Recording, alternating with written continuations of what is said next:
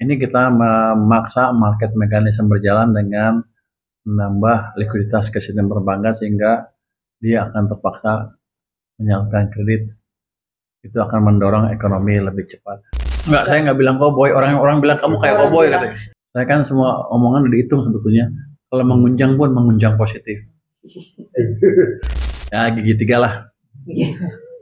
Belum full speed belum. Kalau kita lihat kemarin-kemarin kan inflasi tinggi gara-gara harga minyak tinggi, kos. Apalagi yang tinggi perang, kan karena demand terlalu tinggi. Jadi harusnya menaikkan uang untuk memacu ekonomi, nggak otomatis menaikkan inflasi yang terlalu berlebihan. Nah ini banyak yang orang nggak ngerti itu di situ. Nanti kalau istri saya udah pulang. Pulang dari mana nih Pak? Istrinya pulang dari mana Pak? Lagi jalan-jalan kalau pulang nanti kita full speed.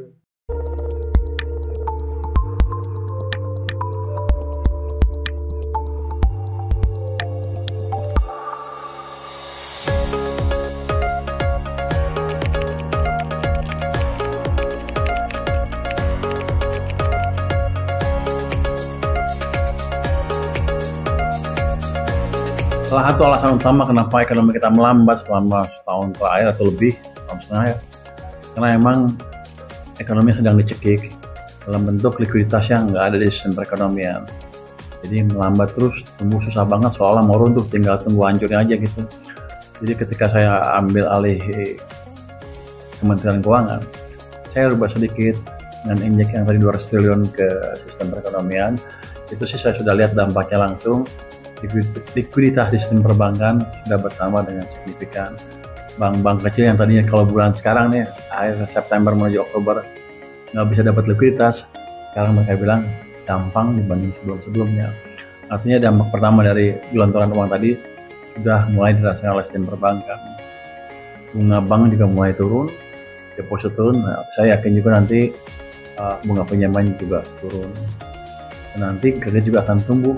Biasanya kalau bank-bank tiba-tiba punya duit dan nggak bisa naruh di BI semaunya, mereka akan terpaksa menyalurkan ke tempat yang bisa memberikan return yang lebih baik dibanding cost-nya. Saya taruh di bank kan cost-nya 4%, dia pasti akan landing, kalau nggak dia rugi 4%. 4% kali let's say total 200 triliun kan banyak tuh.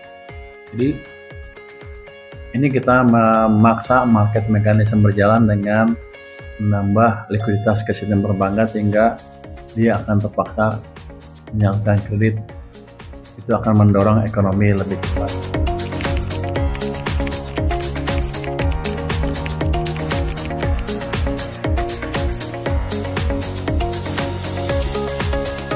Biasanya sih dampaknya kalau ke kredit tuh bisa 1 bulan, bisa lebih banyak dari 1 bulan.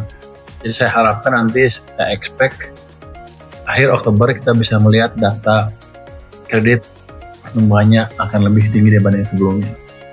Tapi kalau ke perekonomian secara total, secara agregat kapan terlihatnya? Biasanya kebijakan moneter itu ada delay-nya, nggak langsung hari itu juga naik.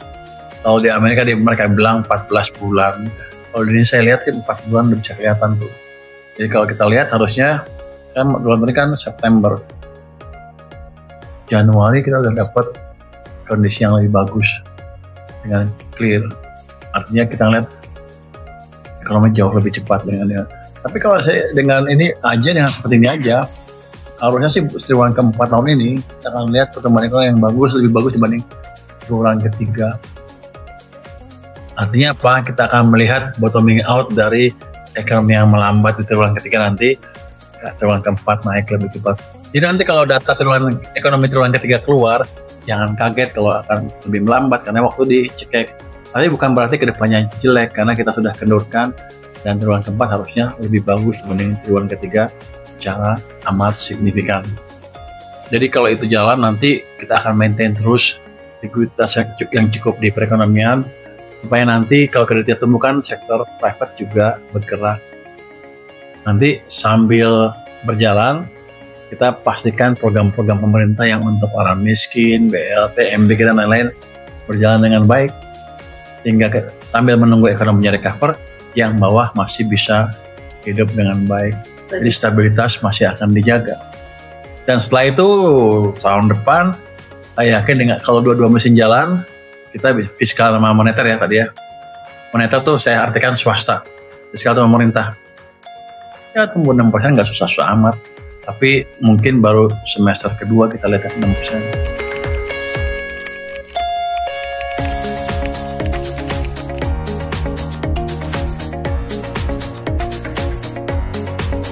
Semester 2 tahun depan bisa juga lebih cepat, tapi saya nggak boleh terlalu optimis.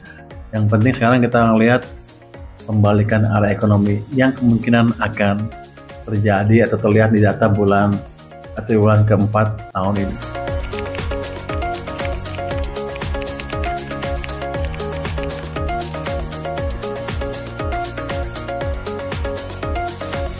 Tadi kan paling gampang gitu kan, betulin moneternya jalan, sekalian jalan likuiditas dulu.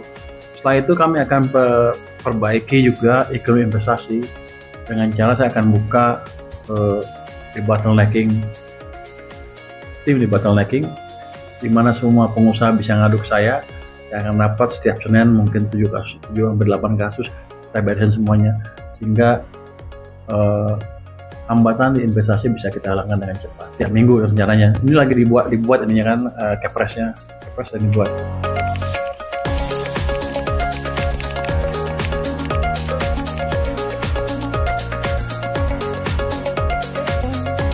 Enggak, saya nggak bilang cowboy. Orang bilang kamu kayak cowboy katanya. Saya kan semua omongan udah dihitung sebetulnya. Kalau mengunjang pun mengunjang positif. Jadi kalau dia kan nggak ngapa-ngapain, lebih baik mengunjang positif. Jadi sebenarnya semua sudah dihitung. Kayaknya sembarangan, tapi enggak, udah kita hitung semua. Karena pengalaman saya kan sudah cukup lama di pasar dan di ekonomi udah muter-muter. 3 Menko sudah saya dudukin, perekonomian, polhukam, maritim, KFP sudah, dan juga pernah menjalankan tim The Bottlenecking dulu 3 tahun dari 2016 sampai 2019 yang hasilnya cukup bagus loh. Kita menjindangkan setiap hari itu, setiap Senin ya, 7 kasus. Total yang kita beresin itu 193 kasus dari 300 yang dilaporkan yang bisa diselesaikan 193. Itu link dengan investasi sebesar 894 triliun rupiah. Jago kita emang.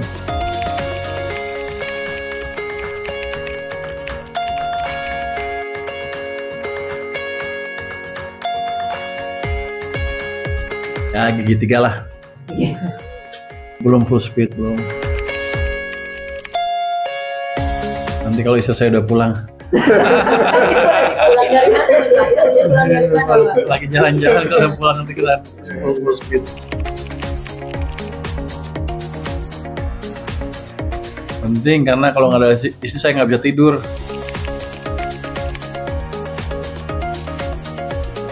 Januari Februari orang akan merasakan suasana ekonomi yang berbeda. Sekarang aja kalau kita jalan-jalan muter-muter udah beda kan. Dulu orang udah takutan kan sekarang, kemarin-kemarin. Sekarang saya udah lihat, orang udah pada berani jajan, ini orang-orang cewek-cewek cantik udah pada keluar. Di mall-mall di sini di SCBD udah rame. Dulu nggak ada kan. Berarti mereka ngerasa keadaan sudah lebih stabil. Itu modal utama itu.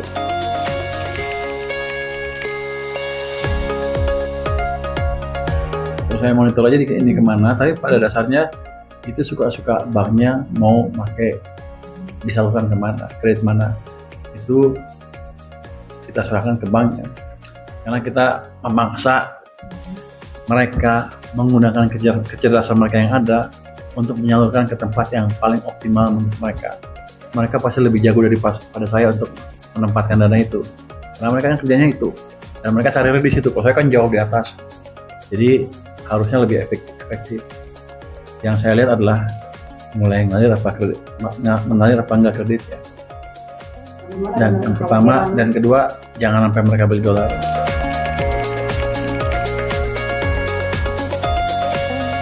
Ya biar aja, kan kita monitor pertumbuhan base money-nya seperti apa.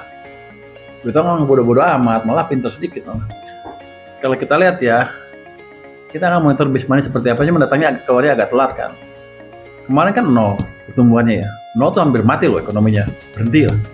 Makanya banyak demo kemarin kan, cukup lama 0-nya. Terus kalau kita lihat tumbuh dengan uang 200 triliun kemarin, mungkin antara 15-20% pertumbuhannya. Jadi masih aman. Jadi kalau kita monitor berapa pertumbuhan base money di sistem perekonomian sehingga tidak menimbulkan kepanasan atau tidak menimbulkan inflasi yang berlebihan, atau tidak menimbulkan tekanan ke rupiah. Jadi akan kita monitor dari bulan-bulan. Nanti uangnya juga akan kita adjust sesuai dengan kondisi keuangan, kondisi pertumbuhan ekonominya, pertumbuhan ekonomi dan pertumbuhan uangnya.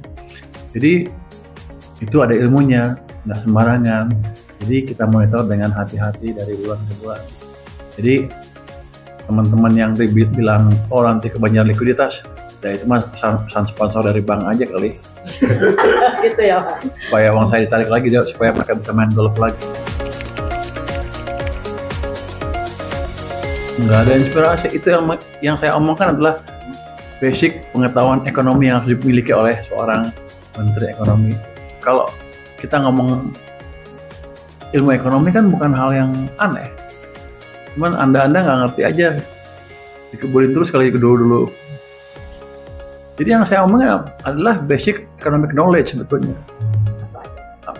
Apa adanya ekonomi adalah ilmu yang mempelajari kira-kira behavior manusia, yang kira-kira nggak akan berubah sebelum ada perubahan yang drastis di kehidupan masyarakat sendiri. Satu generasi, dua generasi belum akan berubah. Jadi yang saya omongkan adalah itu. Dan itu adalah apa ya? Esensi dari economic knowledge.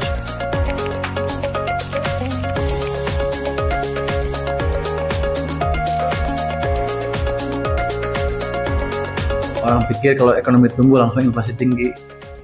Nggak seperti itu. Ada yang namanya laju pertumbuhan ekonomi potensial lah, kira-kira gitulah. Selama ekonomi pertumbuhannya di bawah itu, apa yang disebut demand pull inflation atau inflasi gara-gara pertumbuhan ekonomi terlalu tinggi, itu nggak ada. Dan kita sekitar 6,5 sampai 6,7 lah hitungan saya potential growth rate-nya. Jadi selama kita di bawah itu santai aja, kebut sedikit nggak apa-apa. Kalau kita lihat kemarin-kemarin kan inflasi tinggi gara-gara harga minyak tinggi, push. Apalagi yang tinggi, perang, kan karena demand terlalu tinggi. Jadi harusnya menaikkan uang untuk memacu ekonomi, nggak otomatis menaikkan inflasi yang terlalu berlebihan. Nah ini banyak yang orang nggak ngerti itu di situ. Mereka kalau selalu bilang apakah memicu inflasi, nggak selalu. Memang kalau beberapa teori bilang M sama dengan P akhirnya, tapi jangka panjang.